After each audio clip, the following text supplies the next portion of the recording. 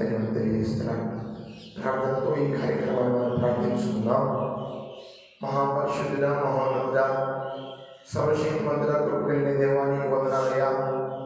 ఈ ఉదయకాల సమయంలో ప్రభువా నీ పాదం దగ్గర మేము చేరుకొని ఉన్నాం అయ్యా. ఎవరైతే ప్రభు ఫేస్బుక్ లైవ్లో కనెక్ట్ అయినారో వారందరినీ మీరు దీవించని ఆశీర్వదించండి స్వామి. ప్రభా ఈరోజు మాట్లాడబోయే మాటలు చేయబోతున్న ఆరాధన అనేకుల హృదయాలు కదిలించినట్లుగా సహాయం చేయండి అయినా.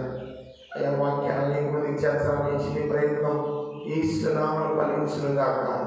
మహిమ పొందుకోవచ్చా ఈ సమయంలో నీ నామం కనపడన తండ్రి. నీ ఆత్మచైతన్యం కూడా ఇక్కడ తిరగబడిన ఆదరించండి ప్రభు.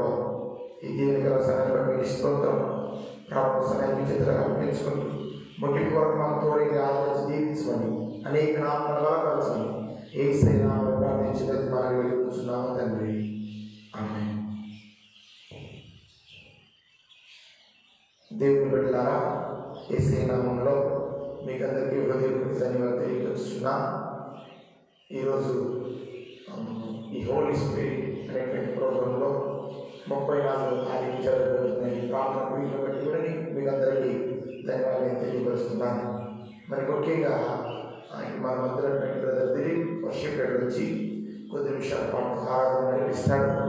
ఆ తర్వాత దేవుని మాటలు మనం వెళ్దాం. చాలా శ్రద్ధగా ఓపికతో కొద్ది నిమిషాలు దేవుని మాట్లాడడానికి ప్రయత్నించండి. దేవుడు మిమ్మల్ని అందరినీ దీవించునుగాక.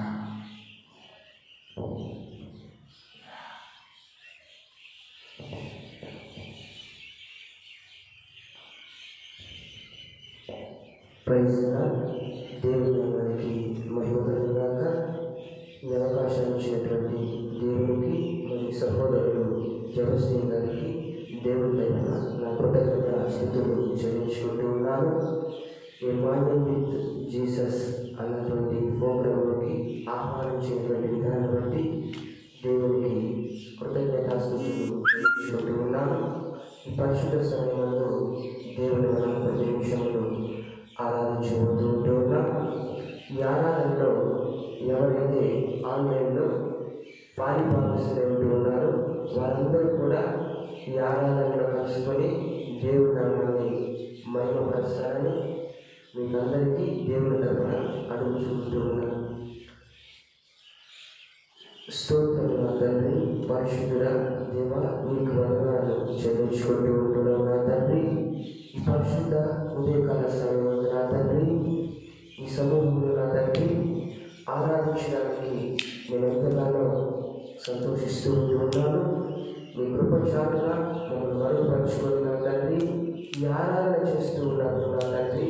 దేవ ఈ ఆరాధన అంతటి కూడా నా తండ్రి మీరే అన్నింటి వచ్చి నడిపించమని మీ నామం పేరిట ప్రత్యేకంగా ప్రార్థిస్తూ ఉంటున్నాను నా తండ్రి. అవును నా తండ్రి, మీ కృప చేత ఈ పరిశుద్ధ ఆరాధనలో ఏకీభవించమని మీ నామం పేరిట ప్రార్థించుకుంటున్నాను. యేసయ్యా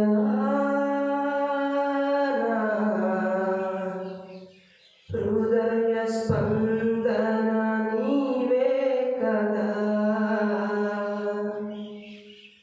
విశ్వమంతా నీ నామము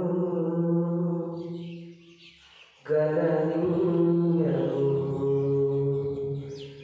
యేసయ్యా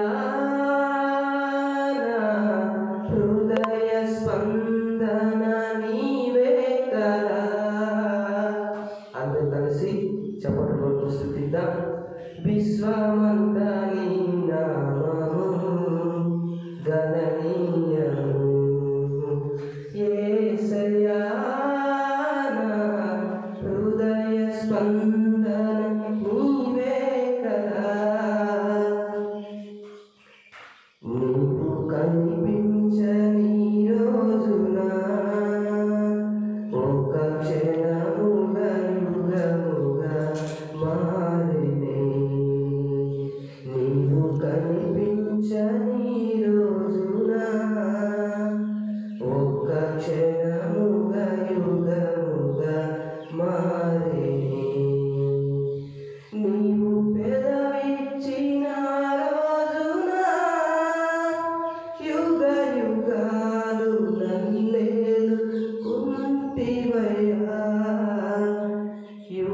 యుగాలు నన్నేలుకొంటివయ్యా యేసయ్యా నా హృదయ స్పందన నీవే కదా విశ్వమంతా నీ నామము గణనీయము విశ్వమంతా నీ నామము గణనీయము యేసయ్యా నా హృదయ స్పందన నీవేనయ్యా విశ్వమంతా నీ నామము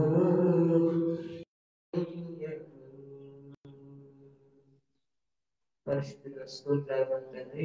అవును నా తండ్రి, విశ్వమంతా కూడా నా తండ్రి నీ నామమై ఉంటున్నారు నా తండ్రి. దేవా నీవు లేకపోతే నా తండ్రి నేను నిమిత్త మాత్రమై ఉంటున్నావు నా తండ్రి. ఒకసారి నా తండ్రి మా వైపు నా తండ్రి నేను తేరి చూచి నా తండ్రి మమ్మల్ని నడిపించమని నా తండ్రి నీ నామాన్ని బట్టి ఈ సమయంలో నా తండ్రి ఆరాధిస్తూ ఉంటున్నావు నా తండ్రి. ఈ కృపను శాఖను నా తండ్రి దేవా యెహోవాకు నా తండ్రి దేవా హనాని అయినటువంటి వారి సహోదరులు నా తండ్రి ఒక విషయాలు తండ్రి ఈ సమూహంలో తండ్రి దేవాలయ యొక్క గుమ్మములు కాలిపోతూ ఉంటున్నాయి, గోడలు కూలిపోతూ ఉన్నాయనేసి నా తండ్రి దేవ యెహోవా వెళ్ళినటువంటి వెంటనే నా తండ్రి దేవా యొక్క ప్రాంతంలో నా తండ్రి ఉన్నటువంటి ఆ రీతిలో నా తండ్రి దేవ ఒక్కసారి నా సత్తికి పోయి నా తండ్రి దేవా నేనేం చేయాలి నా తండ్రి గుమ్మాలు కాలిపోతున్నాయంట తండ్రి దేవ గోడలు కూలిపోతూ ఉన్నాయంట నా తండ్రి నేనేం చేయాలనేసి నా తండ్రి దేవ ఈ సమూహంలో నా తండ్రి విజ్ఞాపన చేసిన తండ్రి దుఃఖముఖముతో నా తండ్రి ఈ సమూహంలో ఆరాధించాలి.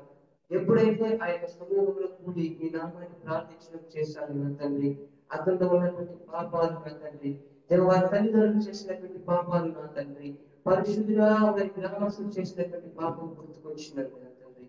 అవును నా తండ్రి అతని ద్వారా నా తండ్రి దేవ 6 నెలలో కట్టవలసినటువంటి ఆ యొక్క గుమ్మములు నా తండ్రి దేవ పట్టణం యొక్క ప్రాకారములు నా తండ్రి నీ కృప చేత నా తండ్రి 3 నెలలు పూర్తి చేస్తాను నా తండ్రి. అవును నా తండ్రి ఈ దినమందు నా తండ్రి మా దేశంలో నా తండ్రి కరోనాతో దేవ కరోనా నా తండ్రి అనేకమైనటువంటి భయాందోళనతో నా తండ్రి జీవిస్తూ ఉంటున్నారు. అవును నా తండ్రి మా దేశాన్ని బట్టి నా తండ్రి ఈ పరిశుద్ధ సమయంలో ఆరాధించబోతూ ఉంటున్నారు. ఈ పరిశుద్ధ సమయంలో ఈ సమూహంలో నా తండ్రి ఆరాధించబోతూ ఉంటున్నారు నా తండ్రి. తండ్రి దేవా స్తోత్రం, తండ్రి దేవా వందనం, తండ్రి దేవ నీకే స్తుతి గల మహిమలు చెల్లించుకుంటూ ఉన్నాం. స్తోత్రం స్తోత్రం స్తోత్రం స్తోత్రం స్తోత్రం. నడవాలేక నేను ఈ లోకయాత్రలు బహుబలహీనుడనైతినయ్యా. నడవాలేక నేను ఈ లోకయాత్రలు బహుబలహీనుడనైతినయ్యా.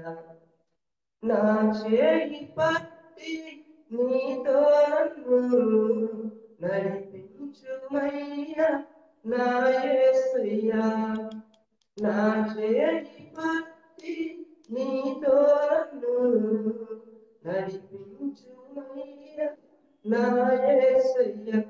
నీతో నడవాలని నీతో ఉండాలని ఆశయ చిన్న ఆశయ ఓ యేసయ్య నీవైతే చాలయ్యా. ఆశయ చిన్న ఆశయ ఓ యేసయ్య నీవైతే చాలయ్యా. నీతో నేను నడవాలని నీతో కలిసి ఉండాలని నీతో నేను నడవాలని నీతో కలిసి ఉండాలని. సౌలును పౌలుగా మార్చిన నా గొప్ప దేవుడా. సౌలును పౌలుగా మార్చిన నా గొప్ప దేవుడా. నీలో ప్రేమ నాలో నింపి నీగా నన్ను నీవు మార్చుమయ్యా నీలో ప్రేమ నాలో నింపి నీలా నన్ను నీవు మార్చుమయ్యా నీతో నడవాలని నీతో ఉండాలని ఆశ్రయ చిన్న ఆశ్రయ ఓ యేసయ్య నీవైతే చాలయ్యా ఆశ్రయ చిన్న ఆశ్రయ ఓ యేసయ్య నీవైతే చాలయ్యా నీతో నేను నడవాలని నీతో కలిసి ఉండాలని నీతో నేను నడవాలని నీతో కలిసి ఉండాలని ఆశ్రయ చిన్న ఆశ్రయ ఓ యేసయ్య నీవైతే చాలయ్యా ఆశ్రయ చిన్న ఆశ్రయ ఓ యేసయ్య నీవైతే చాలయ్యా నీతో నేను నడవాలని నీతో కలిసి ఉండాలని నీతో నేను నడవాలని నీతో కలిసి ఉండాలని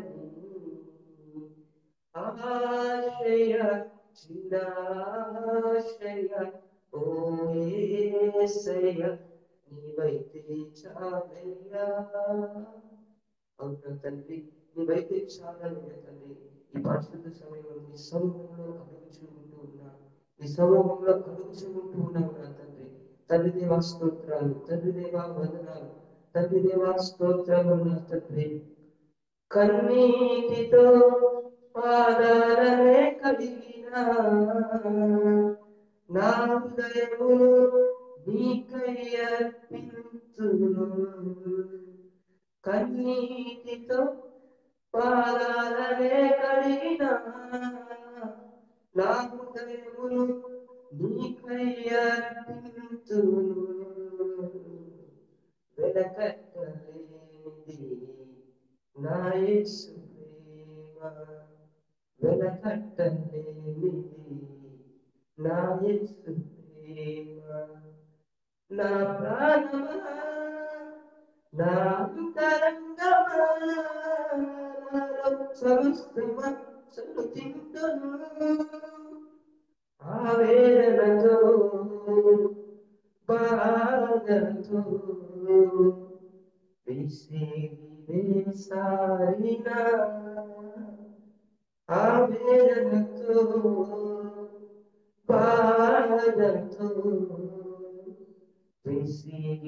విసిగివేసారిన కన్నీటితో పాదాలనే కడిగిన నా హృదయమును నీకై అర్పింతును వెలకట్టలేనిది నా యేసు ప్రేమ వెలకట్టలేనిది నా యేసు ప్రేమ నా ప్రాణమా నా అంతరంగమా నాలో సమస్తమా సలుతింతును ఆవేదనతో బాధతో విసిగివేసారిన ఆవేదనతో బాధతో విసిగివేసారిన కరుణ నుండి రాలే నా ప్రతి బాష్పము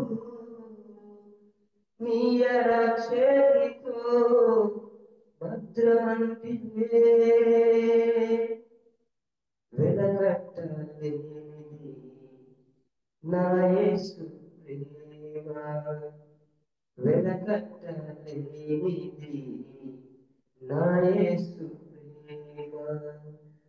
నా ప్రాణమా నా అంతరంగమా నాలో సమస్తమ సంతింతును ఆవేదనతో బాధతో విసిగివేసారినా ఆవేదనతో బాధతో విసిగివేసారినా కనుల నుండి రాలే నా ప్రతి బాష్ప బిందువు నీయర చేతిలో భద్రమంటివే వెలకట్టలేనిది నా యేసు ప్రేమ వెలకట్టలేనిది నా యేసు ప్రేమ నా ప్రాణమా నా అంతరంగమా నాలో సమస్తమ సన్నుతింతును ఆవేదనతో బాధతో విసిగివేసారినా ఆవేదనతో బాధతో విసిగివేసారినా పరిశుద్ధ స్తోత్రాలు నా తండ్రి దేవ ఆవేదనతో నా తండ్రి నీ సమూహంలో నా తండ్రి నా దగ్గరికి వచ్చినటువంటి ఇన్ఫర్మేషన్ నా తండ్రి ఇంటర్సెషన్ నా తండ్రి పరిశుద్ధుడా నీకు స్తోత్రాలు నా తండ్రి అవును నా తండ్రి మా మధ్యకు వచ్చినటువంటి ఆ యొక్క సమాచారాన్ని నా తండ్రి విజ్ఞాపన నా తండ్రి నీ సమూహంలో కలుగుచుంటున్నాను నా తండ్రి దేవ ఒక్కసారి నా తండ్రి మా హృదయం వైపు తేరి చూసి నా తండ్రి దేవ ఒక్కసారి నా తండ్రి ఈ పరిశుద్ధ సమయంలో నా తండ్రి ఈ ఆరాధన అంతటి ఎత్తు కూడా నా తండ్రి మీరే అత్యంత వచ్చి నడిపించండి నా తండ్రి దేవ ఆవేదనతో నా తండ్రి దేవ బాధతో నా తండ్రి దేవ గాయపడినటువంటి నా యొక్క హృదయమును నా తండ్రి నీకు నైవేద్యంగా సమర్పించుకుంటూ ఉంటున్నాను నా తండ్రి నా హృదయాన్ని నీకు అర్పించుకుంటూ ఉంటున్నాను నా తండ్రి అవును నా తండ్రి ఈ గృహ చాటున బలపరచుకోండి నా తండ్రి దేవ ఆశీర్వదించండి నా తండ్రి ఈ కృపతో నా తండ్రి బలపరిచి నా తండ్రి యేసుక్రీస్తు పరిశుద్ధ నామములో ఒక ధైర్యాన్ని నా తండ్రి దేవ నెమ్మదిని నా తండ్రి మీరే అనుగ్రహించి నా తండ్రి నడిపించమని నా తండ్రి దేవ భద్రపరిచి నా తండ్రి నీ కృపలతో ఆశీర్వదించి బలపరచుకొని నీ నామం పేరట ఈ పరిశుద్ధ సమయం నా తండ్రి నీకు వందనాలు చెల్లించుకుంటూ ఈ కవర్షీట్ని ముగించుకుంటూ ఉన్నాను తండ్రి ఆమేన్. దేవునికి స్తోత్రం.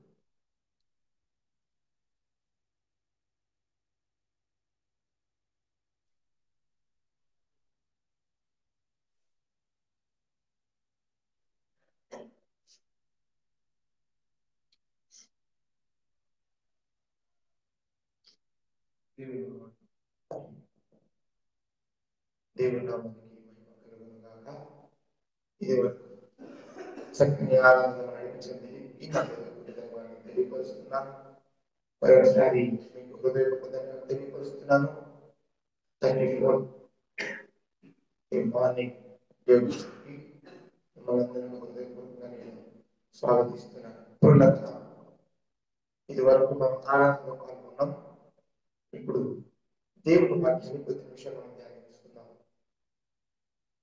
నా ప్రియ సహోదరుడు జబర్దస్త్ ఫోన్ చేసి అన్నా రేపు లైవ్లో మీరు రావాలన్నప్పుడు నేను చాలా సంతోషించాను. ఇది నాకు ఆ జబర్దస్త్ నాకు అవకాశం ఇచ్చినట్టు లేదు, కానీ దేవుడే నాకు ఇచ్చినట్టు అనిపించి దాని కొరకు ప్రార్థించాను. దేవుడు చాలా మందితో ఏదైతే మాట్లాడుతున్నాడో ఆ మాటని ఉదయం ఇష్టపడుతున్నాను. మా దేవుడు గొప్పవాడు, దేవుడు ఆశ్చర్యకరుడు. నీ జీవితంలో దేవుని చిత్తం ఏమైనదో ప్రతి ఒక్కటి కూడా నువ్వు ఎరగడానికి సిద్ధపడాలి. ఉదయం కావాల్సిన ఏదో ఫేస్బుక్ లైవ్ చూస్తున్నావు కదా, కొద్ది నిమిషాలు ముగిసిపోతుంది. అయిపోయిన తర్వాత మనం వెళ్ళిపోదాం అనుకుంటే దాంట్లో దేవుని ఉద్దేశాలు సఫలపరచబడవు. కానీ దేవుడు నీకు ఏం మాట్లాడాలనుకుంటున్నాడో, దేవుడు ఏ ఉద్దేశంతో నేను ఫేస్బుక్ ఓపెన్ చేయించాడో, దేవుడు ఏ ఉద్దేశంతో ఈ మాటలు వినమని చెప్తున్నాడో ఒకసారి నువ్వు లోనైతే, ఒకసారి దాన్ని నువ్వు ఉపయోగిస్తే దేవుడు ఖచ్చితంగా ఈ ఉదయకాల సమయంలో మాట్లాడతాడు. పుల్లరా ప్రపంచం అంతా కరోనా భయంతో విలువలాడిపోతా ఉంది. మనందరూ ఎందుకు తెలుసుకోలేకపోతున్నాం? దేవుడి కంచె మన చుట్టూ ఉంది. దేవుడు మనం ఎప్పుడు కాపాడుతూ ఉంటాడు. అయ్యా, నీ పక్కన అపాయం రాదని దేవుడు ఎందుకు చెప్పాడు? ఇలాంటి పరిస్థితులన్నింటినీ కూడా మనం మర్చిపోయి మన బుద్ధిహీనతలో మనం వెనకాడిపోతున్నాం. దేవుని ఆశీర్వాదం పొందుకోలేక. అయితే ఈ ఉదయకాల సమయం మాటలు వింటున్న మీరు దేవుని జ్ఞానంతో నింపుకోవాలని ఆశిస్తున్నాను. దేవుని జ్ఞానం ఏంటి? దేవుడు నీ పట్ల కలిగిన ప్రణాళిక ఏంటి? దేవుడు నీ ద్వారా ప్రపంచాన్ని ఏం చేయాలనుకుంటున్నాడు? బైబిల్లో చాలా ఉదాహరణలు ఉన్నాయి. ప్రపంచమంతా ఇప్పుడు వెళ్ళిపోతున్న ఈ కరోనాకి కూడా దేవుడు మన విడుదల గ్రహించాడు. హల్లెలూయా. ప్రపంచంలో దాదాపు నేను అనుకుంటాను 3 కోట్లు దాటింది కరోనా కేసులు. అయితే మరణాలు కేవలం 9-10 లక్షలు మాత్రమే. అయితే మరణ సంఖ్య చాలా తక్కువగా ఉంది. ఇది కేవలం దేవుని ట్రిక్స్ మాత్రమే. కనుక హెచ్చరించబడాలి. మనమంతా కూడా ఎక్కువగా ప్రార్థన చేయడం, దేవునితో గడపడం, దేవుని వాక్యాన్ని మనం నేర్చుకోవడం, బైబిల్ చదవడం, ఇలాంటి పనులు చేస్తూ దేవునికి దగ్గర కావాలని ఇది దేవుని ఉద్దేశం. ఒక ఉదాహరణ గమనించండి. ఐగుప్తు దేశంలో ఇశ్రాయేలు ప్రజలు ఎంతో నలగొట్టబడుతున్నారు. ఆ సమయంలో దేవుడు వారి యుద్ధకు వచ్చి వారి మరణ విన్న తర్వాత ఏం జరిగిందని బైబిల్ నుంచి మనం చూస్తే ఇశ్రాయేలు ప్రజలు ఏ ఒక తెగులుకి ఆ జనం పిలవలేదు. కానీ ఐగుప్తు ప్రజలు దాదాపుగా 10-11 తెగులతో బాధించబడిన తర్వాత ఇశ్రాయేలు కొనివ్వడానికి పరిస్థితిపడ్డారు. ఏం జరిగింది? ఏడు నీళ్ళు రక్తంగా మారడం, కప్పలు రావడం, ఈగలు గుంపులు, చాలా బలహీనతలు వాళ్ళ ఐగుప్తు పొందుకున్న తర్వాత తట్టుకోలేకుండా పోయిన తర్వాత వీరిని పంపించారు. ఇప్పుడు దేవుడు ఇశ్రాయేలు పక్షాన ఉన్నప్పుడు ఇశ్రాయేలు నేను అనుకుంటాను ఒకే ఒక బలహీనతలో కూడా గురి అవ్వలేదు. హల్లెలూయా. నీవు నేను దేవుని పక్షాన నిలబడినప్పుడు, నీవు నేను దేవునితో నిలబడినప్పుడు విశ్వాసంతో మీరు చెప్పండి, ఏ సమస్యలు, ఏ అనారోగ్యాల్లో ఈ తెలిసారు. హల్లెలూయా. దేవుడు గొప్ప. అయితే మనుషులు ఎందుకు లోనవలేకపోతున్నారు? దేవుని మాటలకు ఎందుకు ఆశలు పొందుకోలేకపోతున్నారు అంటే బుద్ధిహీనత. ఈ ఉదయకాల సమయంలో జీవితంలో బుద్ధిహీనతను నేను కూడా చేసుకున్నాయేమో. ఆ బుద్ధిహీనత ఒకసారి చేసుకో. బైబిల్లో ఒక అత్యంత విశిష్టమైనటువంటి ఒక ఉదాహరణ దేవుడు మన కొరకు రాసి ఉంచాడు. అబ్నేరు గురించి చాలా మందికి మీకు తెలిసి ఉండొచ్చు. ఎవరి అబ్నేరు మనం గమనించి చూస్తే ఈయన సౌలు యొక్క సైన్యాధిపతి. అయితే దావీదు సౌలు యొక్క సైన్యాధిపతి చనిపోతే ఒక శ్రేష్టమైన మాట రాశాడు. ఆ మాట ఉదయకాలంలో తెలియపరుస్తాను. ఏం జరిగింది అబ్నేరు జీవితంలో? ఎందుకు దావీదు అంగలార్చాడు? ఎందు నిమిత్తం ఇలాంటి పరిస్థితులు చోటు చేస్తున్నాయి అంటే కేవలం ఇది అబ్నేరు బుద్ధిహీనత.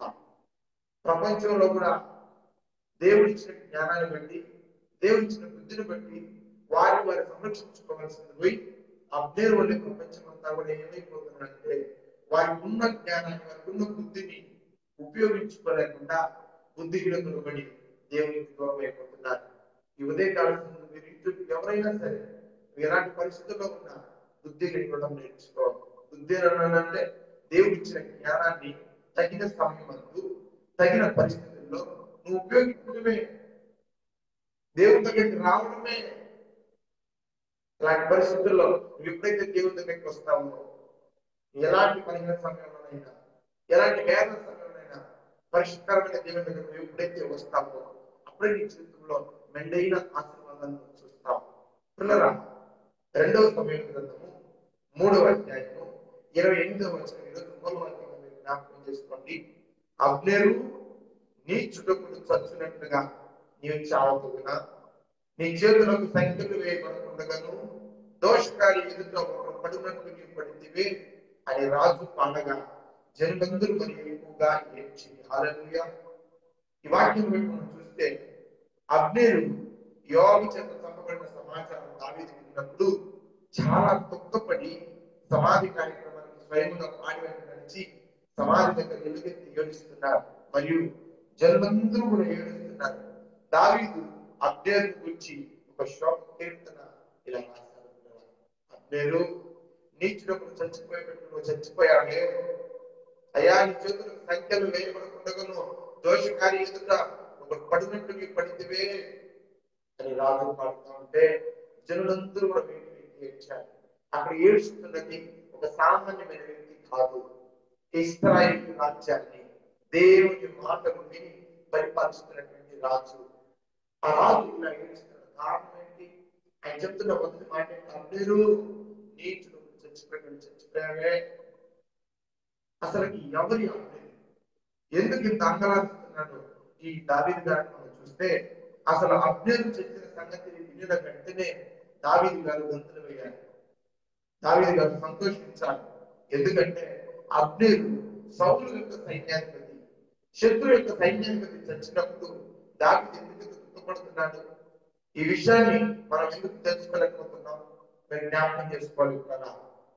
బుద్ధిహీనుడు చచ్చినట్టు నువ్వు చచ్చిపోయావే అనే మాటను దావీదు ప్రస్తావిస్తున్నాడు. మనం లోతుగా ఆలోచిస్తే అబ్నేరు చచ్చిన బుద్ధి లేని చావు ఏమైంది? ఎందుకు అబ్నేరు అంత బుద్ధి లేకుండా చచ్చిపోయాడని మనం గమనించి చూస్తే, వాస్తవానికి బుద్ధి లేకపోవడము అంటే బుద్ధి ఉపయోగించకపోవడం అనే అర్థాలు మనం నమ్మాలి. బుద్ధిహీనత అంటే, బుద్ధి లేకపోవడం అంటే అది మనుషులు దేవుడిచ్చిన వరం కాదది. ఉన్న ఆశీర్వాదాన్ని తగిన సమయం ముందు ఉపయోగించకపోవడమే ఈ అబ్నేరు ఉపయోగించలేదు. అందుకే దావీదు ఈ అబ్నేరు గురించి ఆలోచిస్తున్నాడు. శత్రువు చనిపోయినప్పటికీ కూడా ఎందుకు ఇంతగా బాధపడుతున్నాడు అంటే కారణం అబ్నేరు యొక్క బుద్ధిహీనత. కొద్ది నిమిషాల పాటు ఆ చరిత్రని మీ ముందుకు తీసుకొస్తాను, శ్రద్ధగా గమనించండి. ఈ అబ్నేరు ఎవరు? దావీదు ఎందుకు ఏడుస్తున్నాడు? అబ్నేరు పొందుతున్న బుద్ధిహీనత ఏంటి? ఏం జరిగింది వీరి జీవితంలోని? శ్రద్ధగా కొద్ది నిమిషాలు వివరిస్తాను, జ్ఞాపకం చేసుకోండి. అబ్నేరు బుద్ధిహీనత. అబ్నేరు సౌలు యొక్క సైన్యాధిపతి, యోవాబు దావీదు యొక్క సైన్యాధిపతి. వీరిరువురు కూడా శత్రువులే. సౌలుకి దావీదుకి పడదు. సౌలు యొక్క సైన్యాధిపతి అబ్నేరుకి, దావీదు యొక్క సైన్యాధిపతి యోవాబుకి, వీరిరువురికి వీరి యొక్క వర్గాలకు పడదు. అయితే ఒక దినాన గిబియోనులో ఇద్దరి సైన్యాలకు కూడా ఒక ఘోరమైన యుద్ధం ఏర్పడింది. ఆ యుద్ధం జరుగుతుంది. అబ్నేరు సైన్యము దావీదు సైన్యం ముందు నిలువలేకపోతా ఉంది. దావీదు సైన్యం చాలా పౌరులు ఎందుకంటే వారిని నడిపిస్తున్నది దేవుడు కాబట్టి. అలాంటి భయంకరమైనటువంటి యుద్ధంలో అతని సైన్యము అబ్నేరు చూసి అతని సైన్యము పారిపోతా ఉంటే, యోవాబు తమ్ముడైన ఆసాయమైన వ్యక్తి ఏం చేశాడంటే ఈ అబ్నేరు తరవడం ప్రారంభించాడు. గమనించాలి, ఈ అబ్నేరు ఇంకా మనం బ్రతకలేము, దావీదు సైన్యం దగ్గర మనం నిలబడలేమని అతని సైన్యం గుర్తించి అబ్నేరు పారిపోతున్నాడు. అబ్నేరు పారిపోతా ఉంటే ఆశాయుడు వదిలిపెట్టలేదు కదా. ఆశాయుడు ఏం చేశాడు? యోవాబు తమ్ముడైన ఈ ఆశాయుడు అబ్నేరును తరవడం ప్రారంభించాడు. ఆశాయుడికి ఒక మాట ఉంది. ఆయన ఎలాంటి వాడు అంటే, అడవి లేని అంత స్పీడ్ గా పరిగెత్తగల సమర్థుడు ఈ ఆశాయుడు. తరుగుతున్నాడు ఈ అబ్నేరుని. అబ్నేరు పరిగెడతా ఉంటే ఆశాయుడు తిరిగి మాట చెప్పండి, రే నేను దాన్ని చంపేస్తే నిన్ను మీ అన్నకి నేను సమాధానం చెప్పలేను యోవాబుకి. కనుక దయచేసి తప్పదు, నీ దాన్ని వెళ్ళిపో, వద్దు నా వెనక రావద్దు అని అబ్నేరు హెచ్చరిస్తే, ఆశాయుడు తన స్పీడ్ గా పరిగెడుతున్నటువంటి విధానంలోనే ఏమాత్రం లెక్క చేయకుండా పరిగెడుతున్నాడు అబ్నేరు చంపడానికి. కానీ అబ్నేరు ఈటను తీసుకుని ఈటతో పడవకుండా అతని స్పీడ్ ని ఆపుదామని ఉద్దేశంతో, అతను చంపాలని ఉద్దేశం కాదు కానీ, ఎందుకు ఆశాయుడు కానీ చంపితే అతని అన్నయ్య యోవాబు దావీదు సైన్యాధిపతి బ్రతకనివుడని అబ్నేరుకు తెలుసు కాబట్టి అతడు ఆశాయుడిని ఆపాలని చూసి ఈటను వెనక్కి తిప్పి అబ్నేరు వస్తున్న ప్రాంతంలో అలా ఈటను అడ్డం పెట్టాడు. అయితే ఆశాయుడు పరిగెత్తుస్తున్న ఆ స్పీడ్కి ఆ ఈట పడిన ఏం చేసింది తెలుసా, వాడి కడుపులో నుంచి దిగి మెరక బాగా డీప్లో వచ్చేసింది కదా. అక్కడే చచ్చిపోయాడు ఈ విషయంలో.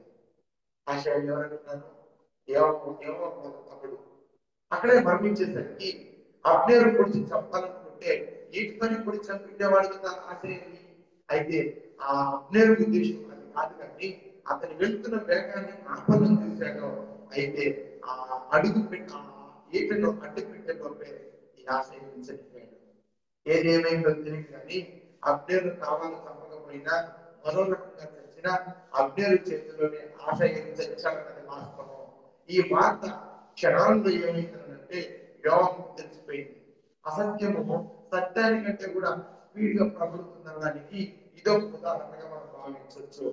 అయితే యోవాబుకు తెలిసిపోయేసరికి తన తమ్ముని చంపినందుకు అబ్నేరు మీద పగ పెట్టి అబ్నేరు చంపడానికి ప్రయత్నాలు మొదలు పెట్టాడు.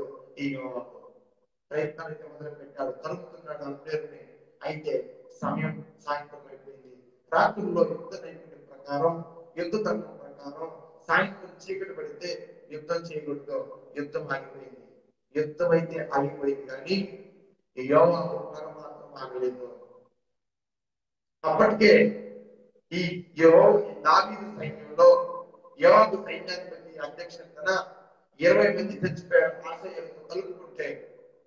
అయితే అది వరకే అబ్నేరు సైన్యంలో, సౌలు సైన్యంలో అబ్నేరు అధ్యక్షతన 360 మంది మరణించినారు అప్పటికే. అయితే చచ్చిపోవడాన్ని బట్టి యోవాబు తన అన్న జీవించుకోలేక ఎలాగైనా సరే అబ్నేరుని చంపేయాలని పన్నాగలు ఉంచాడు. ఈ సంగతి అబ్నేరుకు బాగా తెలుస్తూ, అబ్నేరుకు తెలిసి ఈ విషయం కూడా, అరే దావీదు సైన్యాధిపతి యోవాబును చంపేయాలని తిరుగుతున్నాడు, ఏ సమయాన్ని దొరికినా ఎప్పుడు చంపుతాడో అది యోవాబుకే తెలియదు. కనుక మనం జాగ్రత్తగా ఉండవలసింది అనుకోవాల్సినటువంటి ఈ అబ్నేరు ఏం చేశాడు, యోవాబు చేతిలో చచ్చిపోయాడు. ఏం జరిగింది ఈ జీవితంలో? ఇంత సంవత్సరం జరిగిన తర్వాత అబ్నేరు జీవితంలో మనం జ్ఞాపకం చేసుకోవాలి కదా. ఎవరైనా తప్పు చేస్తే, ఎవరైనా హత్య చేస్తే వారికి ఇశ్రాయేలు ప్రాంతంలో 6 ఆశ్రయపురాలు ఉండేవి.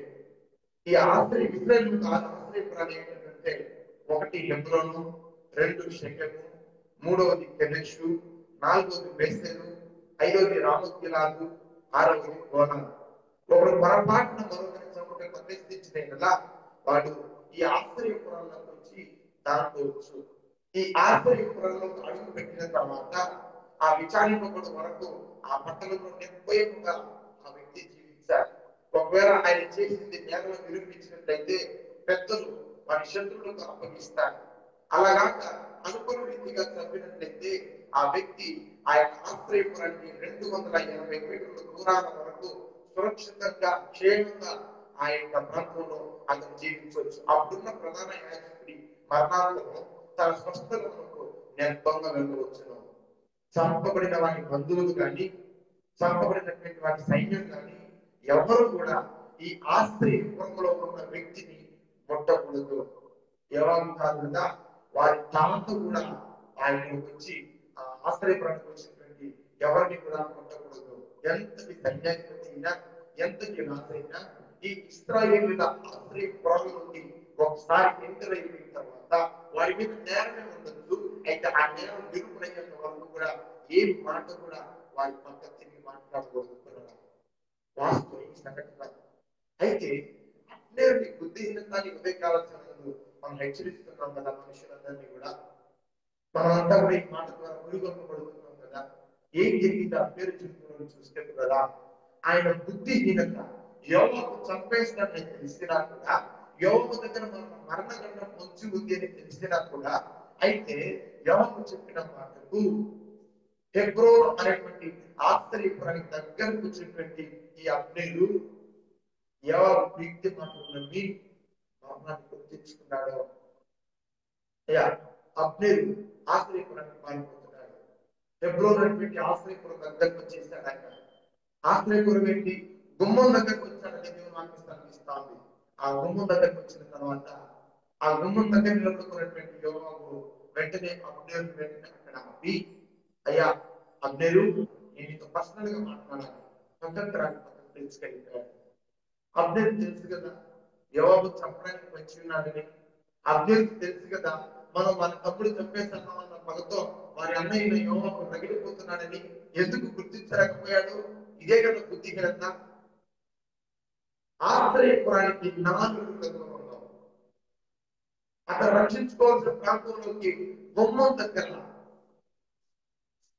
ఆ ఆశ్రయంలో అడుగు పెట్టుకొని అతని ప్రాణాన్ని రక్షించుకోవాల్సినటువంటి అబ్నేరు యోవాబు మాటలన్నీ వెంటనే ఆ మాటకు లోబడి ఏం చేశారు తెలుసా? వెంటనే కూడా ఎప్పుడో ఆ గుమ్మం దగ్గర కనిపెట్టి అబ్నేరు రావడం చూసి యోవాబు ఏ మాట అయితే చెప్పాడు, అబ్నేరు ఇది ఏకాంతంగా నేను మాట్లాడాలన్నాడు. ఆ మాటకు లోనైపోయినటువంటి అబ్నేరు వెంటనే ఆ ప్రదేశం నుంచి అబ్నేరు కాళ్ళు చేతులు కట్టబడిన వాడైనట్లు యోవాబు వెంటనే వెళ్ళిపోయాడు. యోవాబు పగతో రగిలిపోతున్నాడు, తన తమ్ముడు చంపాడని, తన రక్త సంబంధిని ఆల్రెడీ చంపేశాడన్న కోపంతో రగిలిపోతున్నటువంటి యోవాబు అబ్నేరు కడుపులో పడవగా అతడు ఆశ్రయపురం గుమ్మం ఎదుట చచ్చాడు. హల్లెలూయా. ఎక్కడ చచ్చిపోయాడమ్మా ఈ అబ్నేరు? ఆశ్రయపురం యొక్క గుమ్మంలో. ఎంత దౌర్భాగ్యం!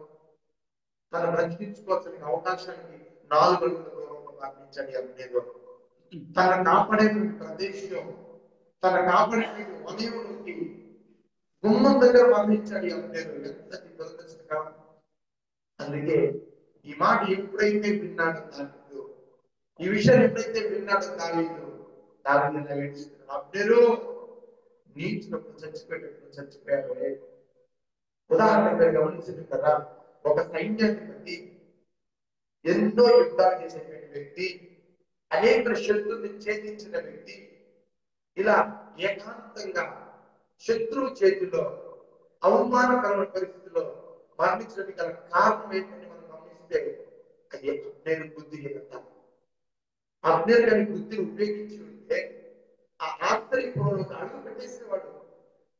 ఆ గుమ్మ దగ్గర నిలబడి యోవాబు మాటకు లొంగిపోయి ప్రాణం ముగించుకునేవాడు కాదు.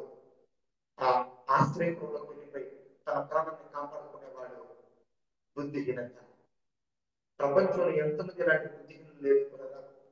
వారికి ఉన్న అవకాశాలను, దేవుడు ఇచ్చేటువంటి ఆశీర్వాదాలను, దేవుడు కలిగిన ప్రణాళికను గుర్తించకుండా, ఎరగకుండా ఎంతమంది ఇలాంటి బుద్ధిహీనతలో పడిపోవడం లేదు. ఆయా ఆదివారం అయితే దేవుడి మందిరానికి రండి, ప్రతిదినం దేవుడి మాటలు వినండి, ప్రతిదినం దేవుడి మాటలు చదవండి, దేవుడు రాసిచ్చినటువంటి లేఖను చదవండి అని అనేక మంది దైవ సేవకులు హెచ్చరిస్తున్నప్పటికీ దేవుడు మన కొరకు సిద్ధపరిచి ఇచ్చిన ఆశీర్వాదాలను లెక్క చేయకుండా ఇంకా దగ్గరలో ఇంకొక క్షణంలో, ఇంకొక 2 రోజులు, ఇంకొక 4 రోజుల్లో మనం పొందుకోబోయేటువంటి ఆశీర్వాదాన్ని మనం చేరుకోలేకుండా ఎంతమంది మరణిస్తున్నారు, ఎంతమంది దేవుడి ఆశీర్వాదానికి దూరం అయిపోతున్నారు. వీరందరికీ జ్ఞానమా? వీరందరికీ బుద్ధి ఉన్నట్లు అర్థమా? కాదు. దేవుడి ఆశీర్వాదానికి దూరం అయిపోతున్నారంటే దానికి గల కారణం వారి యొక్క బుద్ధిహీనత. దావీదు ఇలా ఏడుస్తున్నాడు, ఇలా అంగరాలుస్తున్నాడు. శత్రువు చనిపోయినప్పటికీ కూడా అబ్నేరు, నువ్వు ఒక సైన్యాధిపతివయ్యా, మేము ఎంత తగ్గించగా చచ్చిపోయావు తెలుసా? ఒకవేళ యుద్ధంలో చచ్చిపోయి ఉంటే వీరమరణం పొందుతామని ఉంటారు. నువ్వు ఎలా చచ్చిపోయావు తెలుసా? చాలా అన్యాయంగా, చాలా దురదృష్టంగా, చాలా అవమానంగా, అయ్యో చాలా దైన్యంగా, బుద్ధిహీనుడు చచ్చిపోయేటట్లు, అయ్యా నీచుడు కూడా చచ్చిపోయేటట్లు చచ్చిపోయాను. మీరు గమనించండి, ఉదయం కాదు ఈ మాటలు వింటున్న వారు మీరు ఎవరైనా సరే మనం బుద్ధి కలిగి నడుచుకోవాలి. ఎక్కడ సమస్య పొంచి ఉంది, ఎక్కడ బలహీనతలు ఉన్నాయి, ఎక్కడ కష్టాలు ఉంది, ఎక్కడ వేదనలు ఉన్నాయి, మనం ఎలా ఉండాలి, మనం ఏం చేయాలి దేవుడి విషయంలో, దేవుడి మార్గాన్ని ఎలా తెలుసుకోవాలి, ప్రార్థనలు కనిపెట్టడమా, దేవుడి వాక్యం చదవడమా, దైవం చెప్పేటువంటి మాటలు వినడమా, దేవుడి మాటలు మనం ప్రార్థన ఏకీభవించడమా, ఏం చేయాలి మనం? దేవుడికి మాట్లాడుతున్న ఉదయ కాలుస్తున్నది అబ్నేరు అని ఆశీర్వాదాలను దగ్గర పెట్టుకుని అబ్నేరు అని ఆశ్రయించడానికి గుమ్మం దగ్గర మరణించే స్థితిలో ఉన్నావా? దేవుడి దీవెనలకు, దేవుడి ఆశీర్వాదానికి దగ్గరలో ఉండి దేవుడికి దూరం అయిపోతున్నావా? సమస్యల పరిష్కారమైన క్షణం ఒక్క అడుగులో ఉండి 4 అడుగుల దూరంలో ఉండి దాన్ని దేవుడికి దూరం అయిపోయి పోగొట్టుకుంటున్నావా? ఎవరితో ఉదయ కాలం సమయంలో దేవుని ఆశీర్వాదం పొందుతున్న వ్యక్తిగా నువ్వు ఉన్నావా? లేదా అభ్యర్థమైన బుద్ధిహీనత కలిగి దేవుని ఆశీర్వాదం దగ్గరకు వచ్చి దూరం అయిపోతున్నావా? ఒకసారి నువ్వు పరీక్షించుకో. అయితే ఈ మాట నేను ఎందుకు చెప్తున్నాను తెలుసా? పుల్లరా, దేవుడు స్వస్థపరుస్తాడని తెలుసు, దేవుడు మనం రక్షిస్తాడని తెలుసు, దేవుడు మన ప్రతి సమస్యలో విడుదల కలిగిస్తాడని తెలుసు, దేవుడు ప్రతి సందర్భంలో నీతో ఉన్నాడని నీకు తెలుసు. అయినా మనం ఏం చేస్తున్నాం తెలుసా? అభ్యర్థమైన బుద్ధిహీనత కలిగి దేవుడి దగ్గరికి వచ్చినటువంటి మనం ఎన్నిసార్లు ప్రార్థన చేస్తున్నా జరగడం లేదే. ఎంతగా ఆదివారం చర్చలకు వెళ్తున్నా కూడా కష్టాలు తీరడం లేదే. ఒక సమయం ఉంది నీకు కూడా ఆశ్చర్యకరమైనటువంటి ఆశీర్వాదకరమైన స్థానంలోకి రాకముందు పడిపోతున్నాం. నేను ఒకసారి పరీక్షించుకో. ఆ సమయం వరకు వేచి చూడు. చాలా మంది దేవుని బిడ్డలు బైబిల్ గ్రంథంలో ఆ సమయం వరకు కష్టాలు అనుభవించుకొని ఎదురు చూస్తారు దేవుని పొందుకోవడానికి. యాకోబు గారు ఆశించబడడానికి దాదాపు నేను అనుకుంటాను 20 సంవత్సరాలు కష్టపడ్డాడు ఆయన. 7 సంవత్సరాలు రాయల కోసం. అప్పుడు లేయాని వివాహం చేశారు. తర్వాత 7 సంవత్సరాలు మళ్ళీ తిరిగి లేయాని కార్యం చేసుకోవడం కోసం 7 సంవత్సరాలు, ఆస్తి కోసం 6 సంవత్సరాలు, 20 సంవత్సరాలు కష్టపడితే కానీ యాకోబు గొప్పవాడు లేదు. గమనించండి కదా, నీకు జీవితంలో కొన్ని బలహీనతలు ఉంటాయి, కొన్ని కష్టాలు ఉంటాయి, కొన్ని అడ్డంకులు ఉంటాయి. విశ్వాసంతో దేవుని వైపు నువ్వు చూస్తూ దేవుని మీద ఆధారపడి ఎదురు చూడవలసిన వ్యక్తివే, కనిపెట్టవలసిన వ్యక్తివే, దేవుని దగ్గరికి రావాల్సిన వ్యక్తివే తప్ప ఏదో కొద్ది సమయాల్లో నిజి ప్రయత్నాల్లో నువ్వు అది జరగడం లేదని దేవునికి దూరం అయిపోతే నిన్ను కాపాడుతావు ఎవరు? దేవుడే కదా. దేవుని దగ్గరికే కదా నువ్వు రావాలి. ఎట్టి పరిస్థితుల్లో దేవునితోనే కదా నువ్వు నడవాలి. దేవుని బిడ్డగా నువ్వు ఉన్నప్పుడు దేవుని వైపు చూడు, దేవునితో మాట్లాడు, దేవుని దగ్గర ఎప్పుడు కూడా దైవిక గొప్ప చేత నింపబడు. దేవుని నీతో మాట్లాడుతున్నాడు. ప్రియ సహోదర సహోదరులారా, అయ్యా అభ్యర్థుల వల్ల బుద్ధిహీనత కలిగి ఉండకుండా దీవించబడాలి. ఎందుకయ్యా బుద్ధిహీనతని కలిగి ఉండకూడదంటే దేవుడు నీ పట్ల కలిగి ఉన్న ప్రణాళిక వేరు, దేవుని తలంపు వేరు. నీ దృష్టిలో దేవుని తలంపు వేరు, నీ దృష్టిలో నీ తలంపులు వేరు. అందుకే దేవుని మాట సెలవించినది. ఆ మాట మీరు ఒకసారి గమనించండి. యెషయా గ్రంథం 55వ అధ్యాయము 8వ వచనం మీరు ఒకసారి గమనిస్తే, నా తలంపులు మీ తలంపులు వంటివి కావు, మీ త్రోవలు నా త్రోవల వంటివి కావు, ఇది యెహోవా వాక్కు. ఆకాశములు భూమికి పైన ఎంత ఎత్తుగా ఉన్నావు, మీ మార్గముల కంటే నా మార్గములు, మీ తలంపుల కంటే నా తలంపులు అంత ఎత్తుగా ఉన్నవి. హల్లెలూయా. దేవుని ఆలోచనలు వేరట, దేవుని తలంపులు వేరు, దేవుని మార్గములు వేరు. మన ఆలోచన మన మార్గములు వేరు. కనుక మనం చేయాల్సిన కారణం తెలుసా? దేవుని తలంపులకు లోబడాలి. బుద్ధిహీనత కలిగి నీ సమస్యలు పడిపోమని దేవుని ఉద్దేశం కాదు. నీ సమస్యల నుంచి పైకి రావాలి. నువ్వు యోగు వల్ల ఓపికకి పైకి రావాలి. దావీదు ఇచ్చిన పనిలో స్థిరస్థాయికి నిలబడి పైకి రావాలి. యాకోబు వలె నీ కష్టం నుంచి నువ్వు పైకి రావాలి. ఇస్సాకు వలె దేవుని మాటకు లోబడి నువ్వు ఉన్న స్థానం నుంచి నువ్వు నరగొట్టబడి పైకి రావాలి. అయితే నీకు కూడా ఆశ్రయించడం దగ్గరలో ఉంది. జ్ఞాపకం చేసుకో. బహుశా నువ్వు ఆశ్చర్యపురానికి 4 దూరంలోకి వచ్చేసావేమో. ఇప్పుడు సాధనగా నిన్ను ప్రేరేపించకుండా నీ జీవితాన్ని సరి చేసుకో. నీ జీవితంలో నిలబడు స్థిరంగా. దేవుని మాటలు లోపడి వేసేగా నీ చచ్చిన ప్రతి నీ వెంటనే దేవుడితో పలుకు విశ్వాస మాటలు. అప్పుడు దేవుడు నీతో ఉంటాడు. దేవుడు నీ పట్ల కలిగిన ప్రణాళిక వేరు, దేవుడు నీతో మాట్లాడుతున్న మాటలు వేరు, దేవుడు నిన్ను ఏం చేయాలనుకున్నా దేవుని ఉద్దేశం వేరు. కనుక మనుషుల ఉద్దేశం ఎలా అయినా ఉంది, దేవుని ఉద్దేశం వేరు. నీ పట్ల సమూయేలు పట్ల దేవుని యొక్క తలంపేట ఒకసారి మీకు వివరించిన.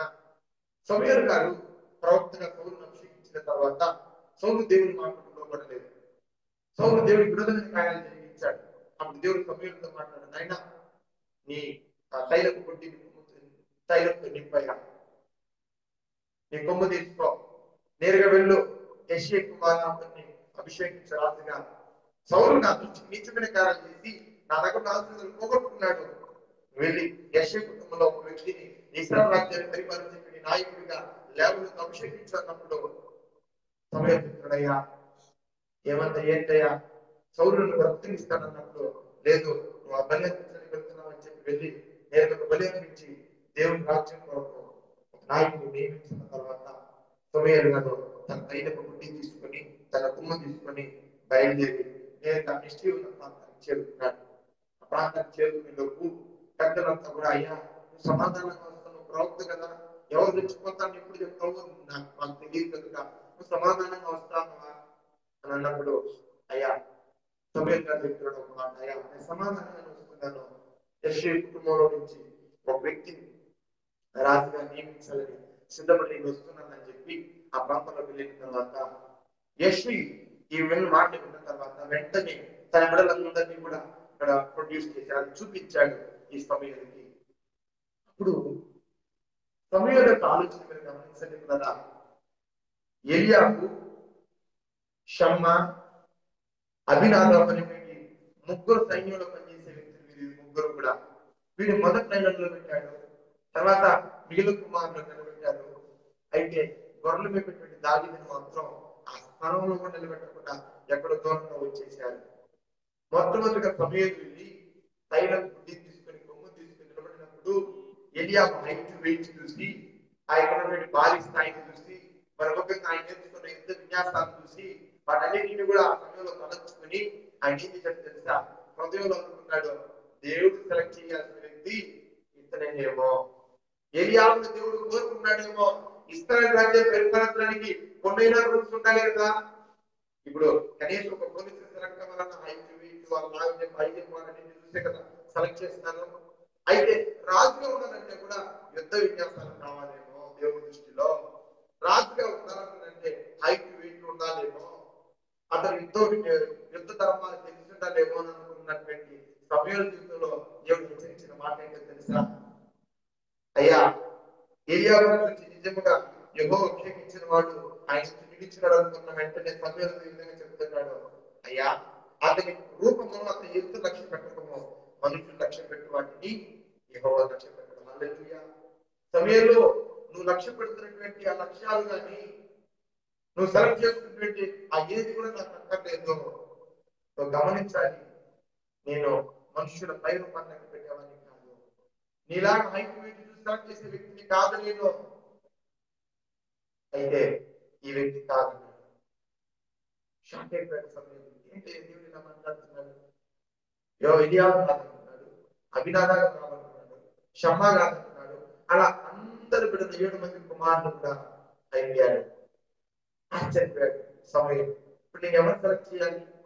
యెష్షయి అయ్యా వీరేనా, ఇంకెవరు నీ బిడ్డలు ఉన్నారంటే సమూయేలు యొక్క మాట్లాడినటువంటి యెష్షయి ఆలోచనలు కూడా వేరుగా ఉన్నారు. అయితే దేవుడు నీ పట్ల ఏ ప్రణాళిక ఉన్నాడో తెలుసా, దేవుడు నిన్ను నిలబెట్టాలనుకుంటే నీ ఏ శక్తి రావట్లేదు. నువ్వు చేయవలసి తెలుసా, దేవుని మాటలో ఉండటమే, దేవుని ఆశ్రయంలో ఆశీర్వాదంలో రావడమే. ఈ కార్యాలన్నింటినీ కూడా చక్కగా నాశనం చేస్తున్నాడు కాబట్టి దానికి కావాల్సిన ఆశీర్వాదాలను దేవుడు ఎక్కడ ఆపట్టుకుంటున్నాడు. ఉన్నది యుద్ధ భూమిలో కాదు దావీదు ఉండేది, ఉన్నది పొలాల వెంబడి తిరుగుతూ, కొండల వెంబడి తిరుగుతూ తన ధరించినటువంటి పనిని చక్కగా చేస్తున్నటువంటి వ్యక్తి అయిన దావీదు గొర్రెలు వెంబడుతున్నప్పుడు కబురు పెట్టినగా రమ్మని చెప్పండి, ఆ వ్యక్తిని దేవుడు సెలెక్ట్ చేసుకుంటాడేమన్నప్పుడు వెంటనే దావీదు గొర్రెని అక్కడ వారికి అప్పగించి బయలుదేరి నేరుగా తండ్రికి చక్కగా వస్తే ఆ వ్యక్తిని చూస్తున్నప్పుడే ఉన్నదా సమూయేలు సంతోషించాడు. ఆయన కనిపిస్తా ఉంది దేవుని యొక్క స్వరూపం. వెంటనే ఇద్దరిని అభిషేకించినప్పుడు వెంటనే ఆ యొక్క అభిషేక తైలాన్ని దావీదు మీద పోసి దేవుడి దావీదుని రాజుగా నియమించాడు.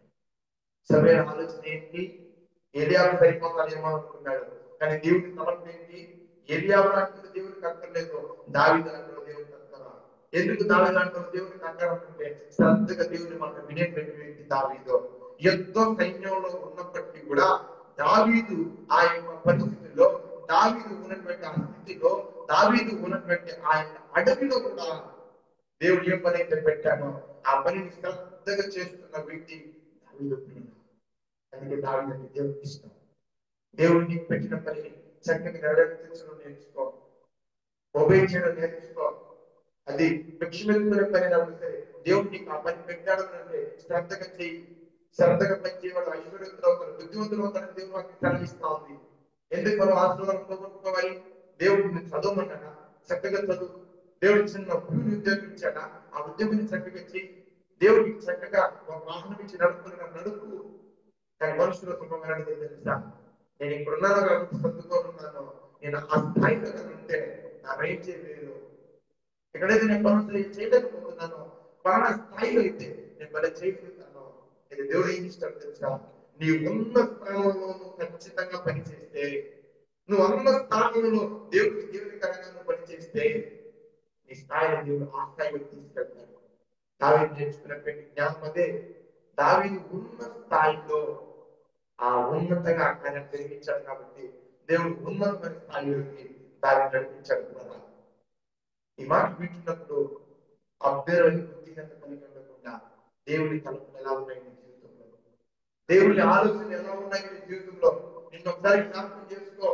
దేవుడు కలిగిన ప్రణాళికలు వేరు, మనుషులు ఆలోచించే తలంపులు వేరు, దేవుని తలంపులు వేరు, దేవుని మార్గాలు వేరు, మనుషుల మార్గాలు వేరు. దయచేసి మనుషుల్ని చూడడం కానీ, ఆ వ్యక్తులను నడుచుకోవడం కానీ బుద్ధిహీనత ఇది కూడా మన ముందే మాదిరికరంగా దేవుడు కనిపిస్తున్నాడు. నా ప్రియమైన బిడ్డ, నువ్వు ఇలా ఉంది, ఇలా చెయ్యి, దేవుని మాటలకు లోపడు, నా ఆజ్ఞను చూడు, నా మాటలు విను, ప్రతి ఆదివారం దేవుని మందిరానికి రా, ప్రతి దేవుడు నాతో గడుపు అని దేవుడు చెప్తున్నాడు. దివారాత్రంగా ఆయన మాటలు ధ్యానించినటువంటి మాటలన్నింటినీ కూడా నువ్వు జ్ఞాపకం చేసుకొని నువ్వు చేయవలసిన కార్యం ఏంటో తెలుసా? దేవునికి లోబడ్డమే. ఎప్పుడైతే ఇలాంటి లోబడి జీవితం కలిగి ఉంటావో నీ జ్ఞానము, నీ బుద్ధి దేవుడి దృష్టి యందు పెంపొందించబడుతుంది, పెరుగుతుంది. ఎప్పుడైతే నీ బుద్ధి జ్ఞానం పెరుగుతాయో దేవుడికి దగ్గరవుతావు. మనుషుల తలపులు వేరమ్మా, మనుషుల తలపులు వేరయ్యా, కానీ దేవుని తలపులో అన్నిటికంటే మనుషుల సహాయం ఎంతోని దేవుని మనకు సెలవిస్తున్నది. రెండో భాగం మనం గమనిస్తే మనుషుల జ్ఞానము దేవుని విత్తనాలకు సమానం కాదు. అలాంటప్పుడు మనుషులు మనం ఎందుకు ఫాలో చేయాలి? మనుషుల మాటలు మనం ఎందుకు వినాలి? దేవుని మాటలను మనం వినాలి, దేవుని మాటలకు మనం లోపడాలి. మన పట్ల దేవుని కలిగిన ప్రణాళిక వేరు కనుక దేవుని మాటలకు మనం లోపడాలి. గమనించు, సమయం జీవితం అలా జరిగింది. అయితే సారిపోతు విధవరాల జీవితంలో కూడా ఒక ఉదాహరణ ఉంది. చివరికి ఈ ఉదాహరణ చెప్పి ముగింపులోకి తీసుకొస్తాను. ఈ సారిపోతు విధవరాలు ఏం చేసిందంటే కట్టెపులు లేకపోవడానికి అడవి కాసానికి వచ్చింది. అది వరకు దేవుని చేత ప్రేరేపించబడి దేవుని మాటలకు లోపడినటువంటి ఏలియాని దేవుడు ఆ స్థాయిలోకి పంపించాడు.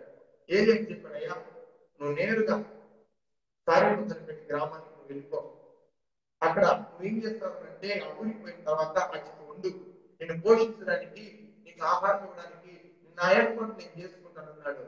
దేవుని మాటకు లోబడినటువంటి ఏలియా జీవితంలో ఆయన ఆశీర్వాదం కూడా కాకుండా ఆయన అనేక మందికి ఆశీర్వాదాన్ని ఉంచుతానికి ఏలియా కూడా మనకు సాదృశ్యం కనిపిస్తున్నాడు. ఏలియా నేను వెళ్ళాను, అప్పటికే కట్టె పుల్లలు వేసుకుంటా ఉంది ఒక విధవరాలు. ఆమెతో ఇలా చెప్తున్నాడమ్మా, కాస్త నీళ్లు తీసుకురావమ్మా నాకు. సరే తీసుకొస్తాను. అమ్మా నీళ్ళు తీసుకొని వచ్చేటప్పుడే నాకు ఒక అప్పంలో చేసుకోవాలన్నప్పుడు యాస్తగా ఆయాసంతో ఒక మాట చెప్తాను తల్లి, అయ్యా నా తొట్టిలో పిండి లేదయ్యా, నా పిండిలో నూనె లేదయ్యా, అప్పం చేసి తీసుకురాలేదు. నేను ఈ కట్టుకుళ్ళు ఏడడానికి ఎందుకు వచ్చానో తెలుసా? చివరిగా సూసైడ్ చేసుకోక ముందు, ఈ కరువును అనుభవించక ముందు నేను చచ్చిపోవాలని నిర్ణయించుకున్నాను కనుక నేను కొడుకోటి మాత్రం చేసుకొని తిని చచ్చిపోవాలనుకుంటున్నాను. నేను ఎలా చేయగలను అమ్మ నువ్వు వెళ్ళు, నా మాట నువ్వు నాకు అప్పం చేసుకొని మొదట నాకు తీసుకొని రా. అమ్మా దేవుడు వర్షం కురిపించేంత వరకు నీ తొట్టిలో ఉన్న పిండి తక్కువ కాదు, గుడ్డిలో ఉన్న నూనె అయిపోతుంది. ఇశ్రాయేలు దేవుడు సెలవిస్తున్నాడు. హల్లెలూయా. దేవుని ఆశీర్వాదం కాదా? ఆ విధవరాల యొక్క తలంపు ఏంటి? విధవరాల యొక్క ఆలోచన ఏంటో తెలుసా? ఈ కరువు భారంగా ఉన్నందున మనం బ్రతకలేవు. మన తొట్టిలో పిండి అయిపోయింది. పట్టే పిండిని పట్టుకుని ఎన్నో బ్రతకగలుగుతాం. అయితే ఈ రోజైనా కొన్ని అప్పలు మనం చేసుకొని తిని చచ్చిపోతామని నిర్ణయించుకున్నటువంటి తలంపు కలిగినటువంటి ఆ యొక్క విధవరాల జీవితంలో ఏలియా ఆశీర్వాదం దేవుడు తీసుకొచ్చి పెట్టాడు. ఆ సమయం వరకు ఆమె దేవుని భక్తురాలే, దేవుని బిడ్డే, కానీ ఆశీర్వాదాలు పొందుకోవడానికి, ఆశీర్వాదాలను గుర్తించడానికి కాస్త దూరం ఉందేమో ఆయన. అయితే దేవుడు పంపించక మునిపే ఆమె చనిపోయింది. ఆశీర్వాదాలు చూసేదా కాదు.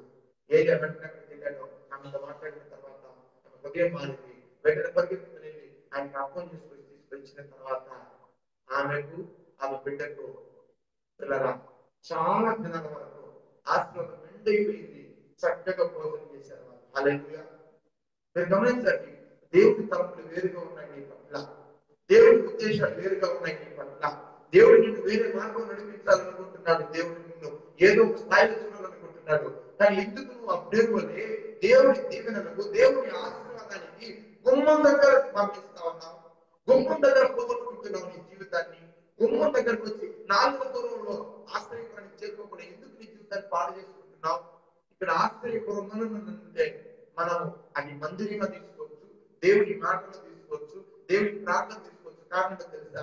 ఇది చేయకుండానే, వీటి దగ్గరికి మనం రాకుండానే మన జీవితం మనం పాడు చేసేసుకుంటున్నాం. దేవుడు ఎలా మాట్లాడాలి నీతో? అవకాశం ఇస్తున్నావు దేవుడికి. నువ్వు దేవుడికి దగ్గర అవుతున్నావా? ఏదో ఒక సమయంలో ఏదో ఒక పనిలో వెళ్ళిపోతావు, దేవుడి దగ్గరికి రాకుండా. ఒకవేళ ఆదివారం మందిరం అయితే దేవుడి దగ్గరకు వచ్చి కూడా వెంటనే వెళ్ళిపోతున్నావు. కారణం దేవుడి కంటే కూడా, దేవుడి మాట కంటే కూడా ఈ పనులు నీకు ముఖ్యం. కాబట్టి ఆశ్రయపురం దగ్గరకు వచ్చి దేవుడి మాటలకు లోబడి ఆశీర్వాదం చూడకపోయేసరికి వెళ్ళిపోతున్నావు. నువ్వు అబ్నేరు మాటించడానికి యుద్ధంలో చచ్చిపోలేదమ్మా ఆయన. యుద్ధంలో గెలిపించాడు, అనేక యుద్ధాలు చూశాడు ఆయన, సైన్యాధిపతిగా పనిచేశాడు, ఆయన అధ్యక్షతలు అనేక విజయాలు తీసుకొచ్చాడు. ఎక్కడ చచ్చిపోయాడు? శత్రు కీర్తికి చచ్చిపోతామని తెలిసినా కూడా, ఆశ్రయంలో అడిగిపోయింది బ్రతిపోతామని జ్ఞాపకం ఉండి కూడా ఎంత దుర్మార్గమైన సంబంధించాడు తెలుసా? శత్రువు చేతిలో గొడవపడి. నేను అనుకుంటాను, ఆ సైన్యానికి, ఆ రాజ్యానికి ఆయన మరణం ఒక అవమానకరమైన సంఘటన. నీ జీవితం అలా అయిపోవాలనుకుంటున్నావా? దేవుడు నీ పట్ల కలిగిన ఉద్దేశాలు వేరు, నీ తలంపులు వేరు. కనుక నువ్వు దేవుని దగ్గర దేవుడికి లోపడు, దేవుడిలో ఉండు. అప్పుడు దేవుడిని దీవిస్తాడు. ఏంటో తెలుసా? దేవుడి నీ పట్ల కలిగిన ప్రణాళికలు వేరు, దేవుడి నీ పట్ల కలిగినటువంటి ఉద్దేశాలు వేరు, దేవుడి నీ పట్ల కలిగిన తలంపులు వేరు. కనుక ఆయన నేను ఏం చేయాలనుకుంటున్నాడో, ఆయన నేను ఏ కార్యం జరిగించాలనుకుంటున్నాడో దానికి సిద్ధంగా ఉంటుంది. అమ్మ, ప్రార్థన ఇప్పుడు చేస్తే దేవుడు ఎన్నో రోజుల క్రితమే నీకు ఆశీర్వాదం ఇచ్చుంటాడు.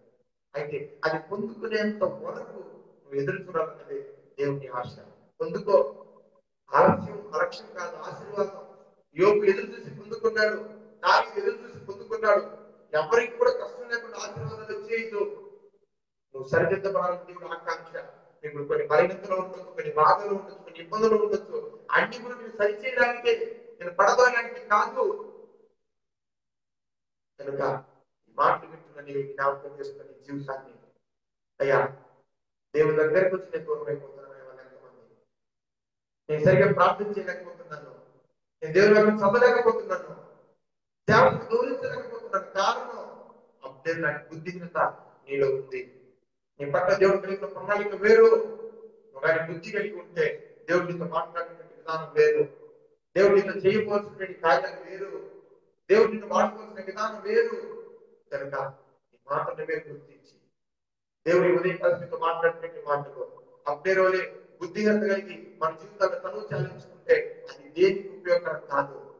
దేవుడు మన పట్ల కలిగిన ఉద్దేశం ప్రణాళిక వేరు. కనుక బుద్ధి కలిగి తగిన సమయం ముందు దేవుడితో మనం ఎలా ఉండాలి, దేవుని వాటిని ఎలా చదవాలి, దేవుడికి ఎలా ప్రీతికరంగా జీవించాలని నువ్వు ఎప్పుడైతే నీ జీవితాన్ని నిర్ణయించుకుంటావో అప్పుడు దేవుడు నీతో మాట్లాడతాడు. అప్పుడు దేవుని ఆశీర్వాదాలు నీలో మొదలవుతాయి. అప్పుడు దేవుడు నీకు సహాయకరంగా ఉంటాడు. జ్ఞాపకం చేసుకొని ఈ మాటలను మీరు శ్రద్ధగా వహించినట్లయితే, మీరు శిరస్సు వహించినట్లయితే దేవుడు మిమ్మల్ని దీవించబోతున్నాడు. ప్రార్థించుకున్నాం. పరిశుద్ధుడా, పరలోకమందున్న దేవా, యేసయ్యానికి స్తోత్రాలైనా. ప్రేమగలిగిన మా తండ్రి, అయ్యా అబ్నేరు వలె మేము బుద్ధిహీనత కలిగి నీకు విరోధమైన జీవితం జీవించిన ఆయన ఆశీర్వాదాలు పోగొట్టుకొని ప్రభు భయంకర పరిస్థితులు నిలబడ్డామేమోనైనా. అయితే నువ్వు మా పట్ల కలిగిన ప్రణాళికలు, ఉద్దేశాలు, తలంపులు వేరే వేసేయా. అయ్యా ఈ మాటలు విన్న ప్రతి ఒక్క బిడ్డని మీరు జ్ఞాపకం చేసుకుని తండ్రి, అయ్యా ఫేస్బుక్ లైవ్ లో చూస్తున్న ప్రతి ఒక్క బిడ్డను ఆశ్రయించండి అయినా. అయ్యా ఎంతో భారంతో అనేక ఆత్మరక్షణార్థం ఈ కార్యక్రమం ఏర్పాటు చేసి నీ ప్రియులను జ్ఞాపకం చేసుకున్నాం తండ్రి. నీ ప్రియులను జగస్తుని జ్ఞాపకం చేసుకో ప్రభువా.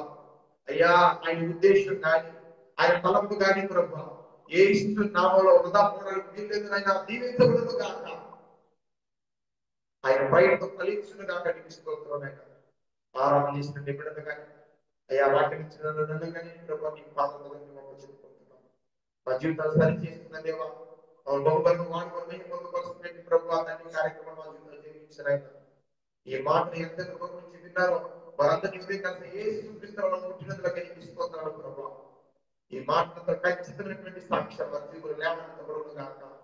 అయ్యా బుద్ధి కలిగి మా జీవితాన్ని ముగించుకుంటున్నాం ఏమైనా అలాంటి పరిస్థితుల్లో కాకుండా మా హృదయం, మా జీవితం, మా ఆశీర్వాదాలు అన్నింటినీ ప్రభు మేము పొందుకోవాలని నీకు స్తోత్రం తండ్రి. అయ్యా ఇంటికి ఒక అవకాశం ప్రభు నీ పాద సన్నిధిలో ప్రభు నా జీవితాన్ని వేడుకుంటున్నాను తండ్రి. నన్ను మరింతగా వాడుకోమని అయ్యా ఈ అవకాశం అందరూ ఆశ్రయించమని ఈ మాటలు ప్రతి ఒక్క బిడ్డను దర్శించమని నా జీవితం ఏసు నామంలో ఈ 34వ తారీఖు ప్రార్థనతో ముగించి ఏసు నామాన్ని వేడుకొచ్చున్నాను తండ్రి. ఆమేన్. సర్వోన్నతుడైన మా తండ్రి, నీ నామం పరిశుద్ధపరచబడును గాక. నీ రాజ్యం వచ్చును గాక. నీ చిత్తం పరలోకమందు నెరవేరును గాక. మన ఆహారం నేడు మాకు దయచేయి. మా యెడల అపరాధం చేసిన మేము క్షమించిన ప్రకారం ప్రార్థనలో క్షమించు. మా శోధనలను తప్పించి రాజ్యం, శక్తి మరియు నిరంతరమైన స్వామి. ఆమేన్. మన తండ్రి దేవుని యొక్క ప్రేమ, కుమారుని యొక్క కృప, పరిశుద్ధాత్మ యొక్క అన్య సహవాసం ఇప్పుడు ఎల్లప్పుడూ మరి ముఖ్యంగా నీ ప్రియమైన బిడ్డలతోనూ ఈ మాట ప్రతి ఒక్క బిడ్డతోనూ సదాకాలంతో కాపాడుతుంది.